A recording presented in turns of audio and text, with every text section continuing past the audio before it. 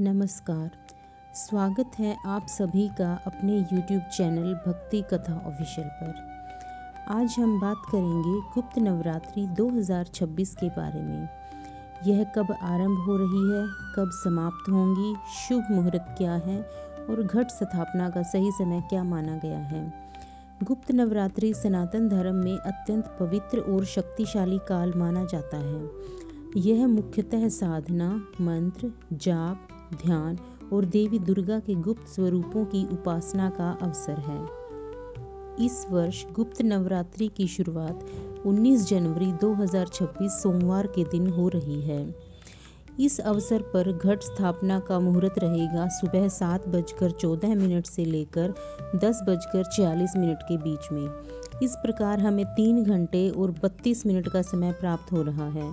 इस दिन अभिजीत मुहूर्त में भी आप घट स्थापना कर सकते हैं और यह अभिजीत मुहूर्त का समय रहेगा दोपहर में 12:15 से लेकर 12:58 के बीच में। इस समय में आपको 43 मिनट का समय मिलेगा। अगर इन दोनों मुहूर्त में भी आप घट स्थापना करना संभव ना हो तो उस दिन प्रातः ब्रह्म मुहूर्त में भी आप घट स्थापना कर सकते हैं। 19 जनवरी को प्रातः ब्रह्म मुहूर्त का समय रहेगा सुबह 5:27 से लेकर 6:21 के बीच में। सूर्योदय का समय है सुबह 7:14 और प्रातःकालीन पूजा अर्चना करने का समय है सुबह 5:54 से लेकर 7:14 के बीच में। इस समय में भी आप घट स्थापना कर सकते हैं। संध्याकालीन पूजा आरती करने का समय रहेगा शाम 5:49 से लेकर 7:10 के बीच में। इस दिन सर्वार्थ सिद्धि योग भी बन रहा है और वह बनेगा सुबह 11:52 से लेकर 7:14 के बीच में। विजय मुहूर्त रहेगा दोपहर 2:18 से लेकर 3 बजे तक। कई भक्त इस गुप्त नवरात्रि में निश्चित मुहूर्त में भी पूजा अर्चना करते हैं, तो इस दिन निश्चित मुहूर्त का समय रहेगा रात्रि में 12:05 से लेकर 12:59 के बीच में। इस दिन सुबह 8:34 से लेकर 9:53 के बीच में राहु काल लगने वाला है, इसलिए इस समय के दौरान कोई भी शुभ मांगलिक कार्य ना करें। घट स्थापना या कलश स्थापना भी ना करें।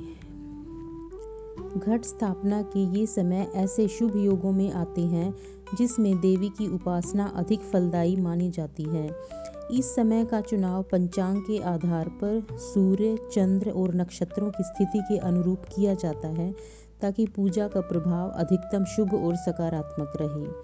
गुप्त नवरात्रि के इन दिनों में आप साधारण पूजा के साथ साथ मन, वचन और कर्म की शुद्धता पर विशेष ध्यान दें। इस पावन अवधि में देवी दुर्गा की 10 महाविद्याओं की साधना विशेष रूप से फलदायी मानी जाती है और भक्त अपनी अंतरात्मा को शुद्ध करने की दिशा में ध्यान, जप और दान आदि भी कर सकते हैं।